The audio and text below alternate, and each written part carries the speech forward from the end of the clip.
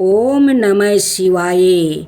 आज का दिन अत्यंत पुण्यदायक है क्योंकि आज मंगलवार के दिन प्रदोष व्रत है। इस व्रत का विशेष महत्व भगवान शिव और माता पार्वती की कृपा पाने में माना गया है। जो भी भक्त श्रद्धा से इस व्रत को करता है और कथा सुनता है उसे सभी प्रकार की बाधाओं से मुक्ति, उत्तम स्वास्थ्य, धन, सुख और मोक्ष की प्राप्ति होती है। अब मैं आप सबके समक्ष मंगल प्रदोष व्रत की पावन कथा प्रस्तुत कर रही हूँ। कृपया श्रद्धा और भक्ति के साथ सुने। मंगलवार की हनुमान जी की व्रत कथा और हनुमान जी की पूजा विधि। संतान धर्म में मंगलवार के दिन हनुमान जी की पूजा करने का विधान है। इस दिन हनुमान जी की पूजा करने से व्याकृतों को बल, बुद्धि और विद्या की प्राप्ति होती है। इस दिन व्रत उपवास करने से कुंडली में सूर्य मौजूद होता है।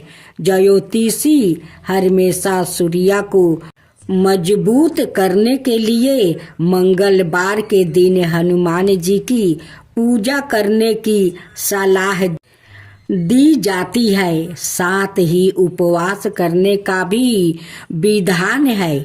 इससे व्याकृत के जीवन में सुख, समृद्धि और मंगल का आगमन होता है।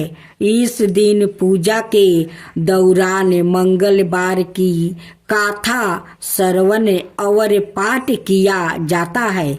आइए मंगलवार की व्रत कथा और पूजा विधि जानते हैं। पौराणिक कथा के अनुसार प्राचीन काल में एक ब्राह्मण चंपित रहते थे जिनकी कोई संतान नहीं थी। इसके लिए ब्राह्मणी मंगलवार व्रत किया करती थी। हर मंगलवार को हनुमान जी को भोग लगाने के बाद ही वो खाती थी। एक मंगलवार को वो किसी कारणवश हनुमान जी को भोग नहीं लगा सकी। इससे वो काफी दुखी हो गई। तब ब्राह्मणी ने प्रतिज्ञा की कि वो अगले मंगलवार को हनुमान जी को भोग लगाने के बाद ही वो भोजन ग्रहण करेगी। ब्राह्मणी ने भूखे प्यासे 6 दिन किसी तरह गुजारे, लेकिन 7वें दिन वो मूर्छित होकर गिर पड़ी। तब हनुमान जी ने प्रकट होकर ब्राह्मणी को पुत्र रत्न दिया। जब ब्राह्मण को इस बात की जानकारी हुई तो उसने बालक को अपना पुत्र मानने से इनकार कर दिया और उसका वध करने की ठान लिया। हालांकि ब्राह्मण ने इसमें सफल नहीं पाया। तब हनुमान जी ने सपने में आकर उन्हें गाता कराया कि मंगलिया तुम्हारा पुत्र है। इसके बाद ब्राह्मण ने हनुमान जी से क्षमा याचना की। कालांतर से इस व्रत को करने का विधान है। इस व्रत को करने से संतान की प्राप्ति होती है। साथ ही सभी दुख संकट दूर हो जाते हैं। मंगलवार के दिन सुबह में उठकर भगवान श्री राम को प्रणाम करें, दिन की शुरुआत करें। इसके पश्चात नित्य कर्मों से निवृत्त होकर गंगा जल युक्त पानी से स्नान ध्यान करें। अब आचमन करे और अपने आप पवित्र करे, लाल रंग का वस्त्र धारण करे। इसके बाद हनुमान जी की पूजा लाल रंग के पुष्प, फूल, धूप, दीप, अगरबत्ती, मिष्टन आदि चीजों से करे। पूजा के दौरान हनुमान चालीसा का पाठ, सुंदरकांड और मंगलवार की कथा का पाठ जरूर करे, अंत में आरती अर्चना करे, दिन भर उपवास रखे, संध्या काल में आरती करे, भोजन ग्रहण करे सकते हैं, हालांकि सात्विक भोजन ही ग्रहण करे। जय श्री कृष्णा। राधे राधे मेरे प्यारे भक्तजनों, आज आप सुनेंगे श्री राम और एक ब्राह्मण और कुत्ता की खूब सुंदर कहानी। रामचंद्र जी वनवास के बाद अयोध्या लौटे तो खूब धाम धूम से उनका राज तिलक हुआ। बड़े सम्मान के साथ उन्हें अयोध्या का राजा बनाया गया। राजा गद्दी पर बैठने के बाद उन्होंने लक्ष्मण जी को आदेश दिया हुआ था कि भोजन करने से पहले देखो हमारे द्वार पर कोई भूखा तो नहीं है। एक दिन की बात है, लक्ष्मण जी ने श्री रामचंद्र जी से कहा, मैं अभी आवाज लगाकर आया हूँ, कोई भी भूखा नहीं है। श्री रामचंद्र जी ने कहा, दोबारा जाओ और जोर से आवाज लगाओ, शायद कोई भूखा रह गया हो।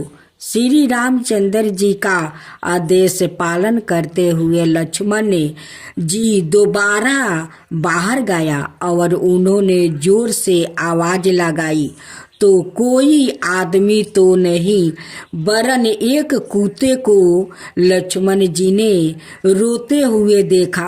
अंदर आकर उन्होंने श्री रामचंद्र जी से कहा, बाहर कोई व्याकुत भूखा नहीं है, बल्कि एक कुत्ता अबर से रो रहा है।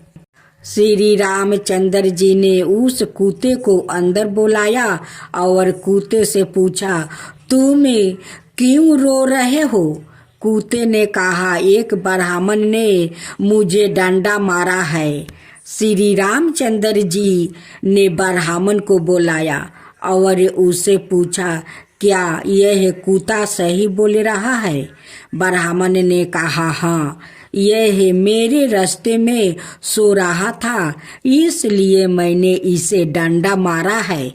यह कुत्ते जहाँ तहाँ लेट जाता है, इन्हें डंडे से ही मारना चाहिए।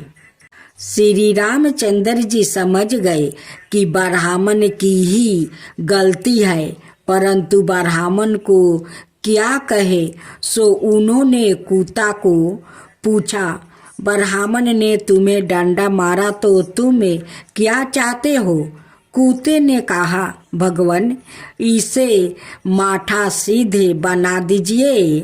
कुत्ते की बात सुनकर भगवान मुस्कुरा दिया और मुस्कुराते हुए कुत्ते से पूछा, इस ब्राह्मण ने तुम्हें डंडा मारा, बदले में तुम इन्हें माठ धीष्ट बनाना चाहते हो।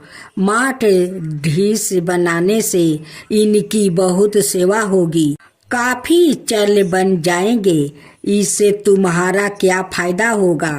कुत्ता बोला, मैं भी माठ धीस था, मुझसे कुछ गलत काम हुआ, आज मैं कुत्ते की योनि में हूँ और लोग के डंडे खा रहा हूँ। यह भी माठ धीस बनेगा, फिर कुत्ते की योनि में जाएगा, फिर लोगों के डंडा खाएगा तो इसकी साजा पूरी हो जाएगी। राधे राधे भक्तजनों, आज आप सुनेंगे भगवान हनुमान जी की रोचक कथाएं। भगवान हनुमान जी की कुछ कथाओं के बारे में जानेंगे। कहानी कहने की काल संस्कृतियों और धर्म से परे है। देवताओं और पुरुषों के वीर कर्मों के बारे में बताते हुए प्राचीन काल से खिस्से और गीत लिखे जाते हैं। भगवान हनुमान कोई अपबद नहीं है। हिंदू पौराणिक कथाओं में उनके द्वारा अपने जीवन काल में प्रदर्शित किए गया साहस, शक्ति और भक्ति के बारे में बोलने वाली विभिन्न कहानियों का वर्णन और गुण है। कुछ महाकवियों में उनका कारनामों के बारे में बात करते हैं और अन्य हमें इनके जीवन की वैकल्पिक कहानियों देते हैं। पहले भी हनुमान जी बचपन में शरारती थे और कभी कभी जंगलों में तपस्या करने वाले ऋषियों को चिढ़ाते थे, हरकतों को आसानियां पाकर, लेकिन यह महसूस करते हुए कि हनुमान एक बच्चे थे, ऋषियों ने उन्हें एक हल्का श्राप दिया, जिसके कारण वो अपनी क्षमता शक्तियों को याद नहीं कर पा रहे थे, जब तक कि कोई अन्य व्यक्ति उन्हें याद न दिलाए कि सिकंदा कांड और सुंदर कांड में श्राप पर प्रकाश डाला गया है। जब जमावत ने हनुमान को उनकी क्षमताओं की याद दिलाई और उन्हें सीता को खोजने के लिए प्रोत्साहित किया। भगवान हनुमान जी और भगवान भीम दोनों भाई थे। हनुमान जी को भीम का भाई भी माना जाता है, क्योंकि उनके एक ही पिता बाहु थे। पांडवों के वनवास के दौरान हनुमान अपने अहंकार को बस में करने के लिए भीम को एक कमजोर और वृद्धा बांदर के रूप में प्रकट होते हैं। हनुमान अपनी पूंछ के साथ भीम के रास्ते को अवरुद्ध करते हैं। अपनी बचपन से अनजाने भीम ने उसे रास्ते से हट जाने के लिए कहा। हनुमान मना कर देते हैं। फिर भीम पूंछ को खुद हिलाने की कोशिश करता है, लेकिन वो अपनी बड़ी ताकत से महजूद असमर्थ होता है, यह महसूस करते हुए कि वो कोई साधारण बांदर नहीं है। भीम आत्मसमर्पण कर देते हैं। रामायण में हनुमान जी की भूख के बारे में एक जिज्ञासु कहानी हमें दिखाई गई है। एक बार सीता के वनवास के दौरान हनुमान पुजारी वाल्मीकि की कुटिया में उनसे मिलने गया। उन्हें देखकर सीता खुशी से झूम उठी और उन्होंने हनुमान के लिए कई भोजन बनाया। उसने उसकी सेवा करना जारी रखा, लेकिन जल्दी ही थकावट के कागर पर थी। निराश में उसने भगवान राम से प्रार्थना की, जिन्होंने उसे हनुमान को परोसे जाने वाले भोजन में एक तुलसी का पाता जोड़ने की सलाह दी। चौकी तुलसी भगवान राम को अर्पित की जाती है और हनुमान राम के प्रबल अनुयायी थे। उनकी भूख अत्यंत कम हो गई और वो दीर्पित हो गया। हनुमान जी का एक पुत्र भी था, जिसका नाम मकरध्वज था। मकरध्वज के जन्म की कहानी काफी दिलचस्प है। जब हनुमान लंका जाने के बाद समुद्र के ऊपर वापस उड़ रहे थे, तब उन्हें बहुत पसीना आ रहा था। उसके पसीने की एक बूंद पानी में गिर गया और एक मगरमच्छ मछली ने उसे निगल लिया। इस तरह मकरध्वज की कल्पना की गई थी। हनुमान अपनी बांदर सेना के साथ गुफा के प्रवेश द्वार के पहरादार थे, जहाँ वैष्णवो देवी गुफा से बाहर आने से पहले 9 महीने तक ध्यान कर रही थी। बाण गंगा नामक एक धारा है। बाण का शब्द अर्थ है एक तीर। जहाँ देवी ने अपने तीर का इस्तेमाल पहाड़ी पानी के एक धारा निकालने के लिए किया। जब वो प्यासा हो गया तो हनुमान की प्यास बुझाने के लिए वैष्णवो देवी ने उनसे भैरवनाथ को अपने पास छोड़ने के लिए कहने से पहले हनुमान ने भी भैरवनाथ से युद्ध किया। राम की मृत्यु नहीं होगी, क्योंकि हनुमान यम मृत्यु के देवता को राम पर दावा करने के लिए अयोध्या में प्रवेश नहीं करने देंगे। हनुमान का ध्यान हटाने के लिए राम ने फर्श में एक दरार के माध्यम से अपनी अंगूठी गिरा दिया और हनुमान से उसे आपस लेने के लिए कहा। रास्ते में हनुमान नागों की भूमि पर पहुँचे और राम की अंगूठी की खोज के लिए अपने राजा की सहायता मांगी। राजा ने हनुमान को छलों से भरी एक तिजोरी दिखाई जो सभी राम की थी। उन्होंने हनुमान से कहा कि जब स्वयं के चक्कर में जब एक राम को मरना होता है तो वो दरार के नीचे एक अंगूठी गिरा देते हैं, ताकि एक हनुमान को उसके पहरे से हटा दिया जा सके।